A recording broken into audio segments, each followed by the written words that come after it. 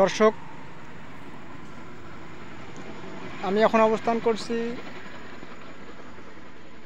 ঠাকুরগাঁ জেলার পাশেই। দেখেন কত সুন্দর চা বাগান গড়ে উঠছে। আমরা শুধু বই পুস্তকে পড়তাম চা বাগান নাকি সিলেটে হয়, মানে সিলেটে আছে, অর্থাৎ বিভিন্ন রকম পাহাড় ঢাল এগুলোতে চা বাগান হয়। না বন্ধুরা, সুদূর দিনাজপুর, পঞ্চগড় এবং নীলফামারীর আশেপাশেও এখন মানুষ চা উৎপাদন করছে।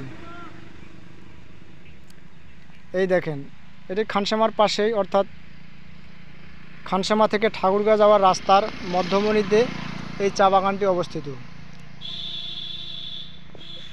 এই চাটা এই দেখেন ছাড়ি নিছি, যদিও এদিকে মেশিন নাই।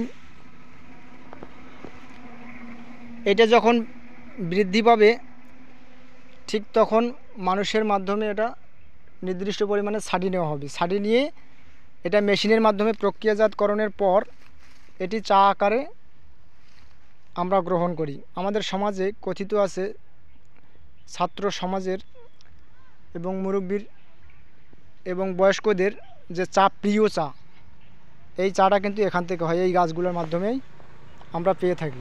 আপনারা যদি নিজেও চান ছোট্ট পরিসরে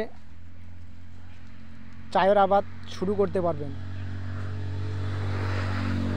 চায়ের আবাদ নির্দিষ্ট কোনো জমি ইয়াতে নাই, এটি পরিত্যক্ত জমিতে বেশিরভাগই হয়ে থাকে। যেখানে ছায়া কোনো উদ্ভিদ জন্মে না সেখানেই চা আবাদ করা সম্ভব। আপনারা চাইলে এই চায়ের চারাগুলোও নিতে পারবেন এবং চা আবাদ করতে পারবেন। দেখেন,